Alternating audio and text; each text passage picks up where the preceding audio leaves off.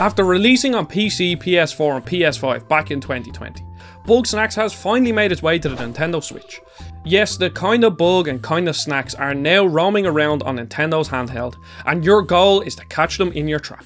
But can the Switch handle the experience, or is it full of bugs? You know, the bad kind? And does the long-awaited Isle of BIGsnax DLC, which is completely free, add much to the experience? Well, that's what I'm here to answer in GameXplain's review of Bugsnax on the Nintendo Switch. Your journey begins as a journalist who was hot on the tails of a tantalising story regarding Snacktooth Island, a rather sizable landmass home to the titular Bugsnax. After crash landing, you encounter Philbo, one of the many grumpuses that inhabit Snacktooth Island. Soon enough, you meet the other islanders and come to learn that something strange is happening. The leader of the group, Lizbert, has gone missing. There are these weird creatures running around the place, and for whatever reason, everyone is addicted to them. However, in this game, you are whatever you eat, meaning when you feed a character a bug snack, one of their body parts will morph into the creature. While it's only cosmetic, it adds to the bizarre atmosphere of the game. Everything is happy-go-lucky, but there's very clearly something not right, and I couldn't wait to figure out what that was. Bugsnax is an adventure game with a nice sprinkle of light puzzles. The aim of the game is to reunite the citizens of Snacktooth Island after some massive arguments tore them apart. You do so by exploring the island and helping people out, which typically involves catching a wide range of Bugsnax. The real fun begins when you start to meet the many inhabitants of Snacktooth. Each character has different relationships with one another. Some are married, others are great friends, while a lot of them hate one another for a plethora of reasons. Take Grample for example. He thinks of Bugsnax as more than just food, rather he tries to keep them as pets, which doesn't go down too well with the local farmer Wambus. Yet a classic vegan versus farmer argument has made its way all the way out to Snacktooth Island. Eat your precious livestock we could have kept together. They weren't livestock. They were my little ones, my kin. You lied and stole them away because you can't grow food for yourself. Hands down, the best relationship in the game are between Chandlo and Snorpy.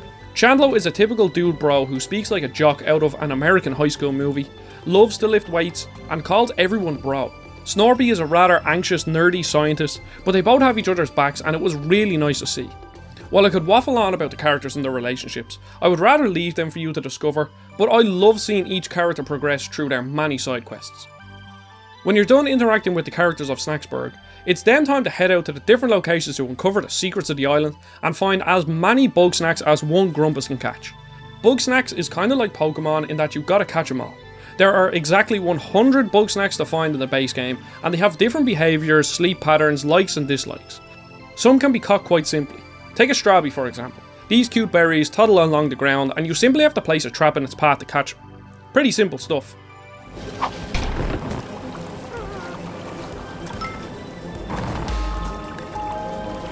Until you get into the later areas, some snacks require you to lure another one to it to stun it. Others, like these popcorn things, need to be set on fire, which I thought was very clever. Each Bugsnax was a little puzzle in and of itself. This is one of the strongest parts of the game. As you progress through the story, you'll unlock a handful of tools to help you catch these little things. Most of these items are pretty basic, like a trap you place to capture an unsuspecting Bugsnax, or a tripwire to leave a Bugsnax vulnerable. These are at their best when the game tasks you with using multiple tools to catch a creature. You might have to cover your Strabi in sauce to move one Bugsnax into the path of another, so they will attack one another. Another great combination that sadly wasn't used all too much was launching your trap to faraway Bugsnax to capture them. One criticism I would leverage at the game is that it's not always immediately obvious how to catch certain creatures. Sometimes I would have to cycle my whole toolkit to figure out what the only method is. I would have preferred if the solutions were slightly more intuitive. I also love the music in Bugsnax. Overall it's super chill and I would love to put it in the background of every single video I ever make.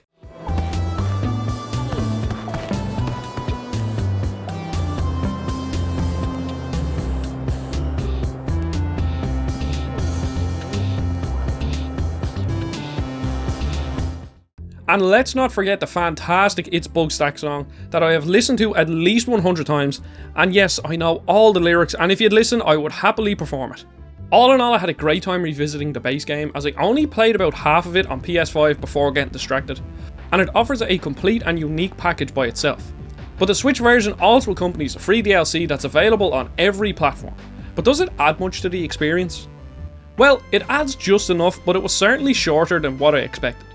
It can be accessed near the end of the game, but is set during the story rather than after it. To access it, you need to complete all the side quests for Shelda, Snorpy, Triffany and Chandler, and then you can set sail to the Isle of BIGsnax. The whole island is bigger than any other area in the game, but not by much.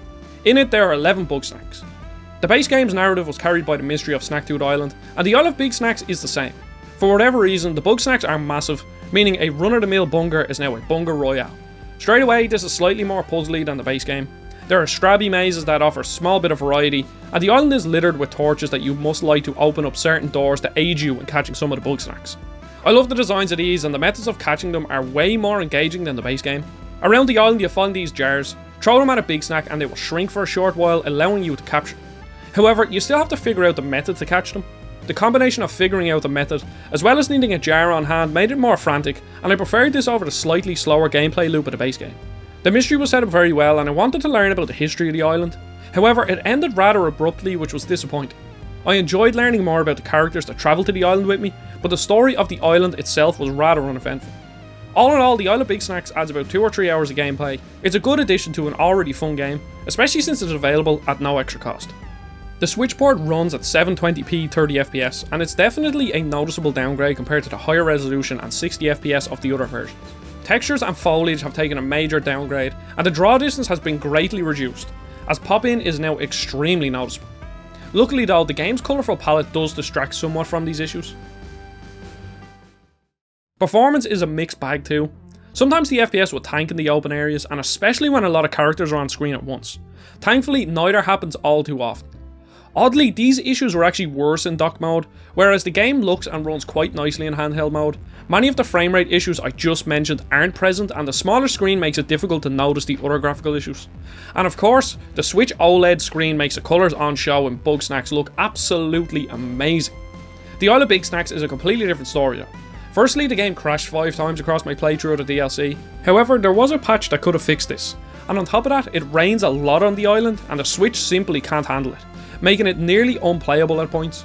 Load times also felt extremely long. However, I'm used to playing the PS5 now, so I might have been a bit spoiled.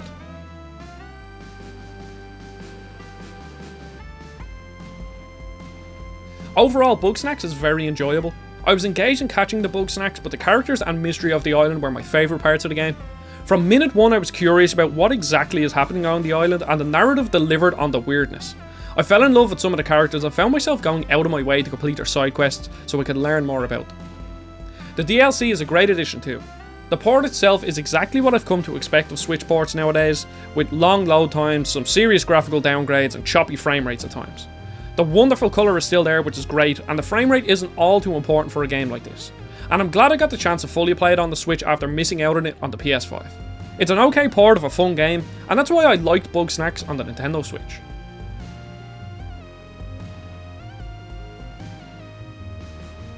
There we have a review for Bugsnax. I would love to know what you think of the game, and if you plan on picking it up, let us know in the comments below. Don't forget to check out the videos on the right, and you may as well subscribe while you're at it. I really appreciate your time, and I'll see you all on the next video.